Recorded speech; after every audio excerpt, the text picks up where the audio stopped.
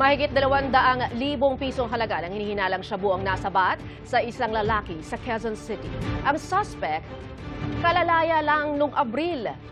Laging una ka sa balita ni James Agustin, exclusive.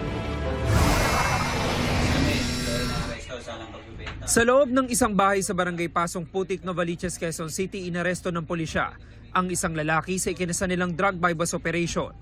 Nakuha mula sa 32 anyo sa suspect ang nasa 40 gramo ng shabu na nagkakalaga ng 272,000 pesos. Minanmanan natin itong suspect ng mga 2 weeks. And nung napatunayan natin na talagang engaged siya sa pagtutulak, kinasana natin itong bypass operation. Ayon sa pulisya, malakihan ng operasyon ng suspect sa area ng Novaliches. Hindi rin daw ito basta-basta nagbabagsak ng droga.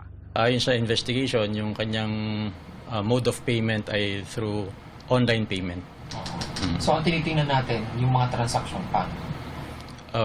Di pa natin masabi kung face-to-face or online, pero most probably pareho hybrid. Kalalaya lang nung Abril ng suspect dahil sa kasong illegal possession of firearms.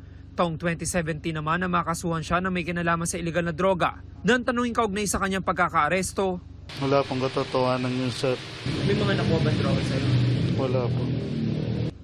Maharap ang suspect sa reklamong paglabat sa Comprehensive Dangerous Drugs Act. Ito ang unang balita. James Agustin para sa GMA Integrated News.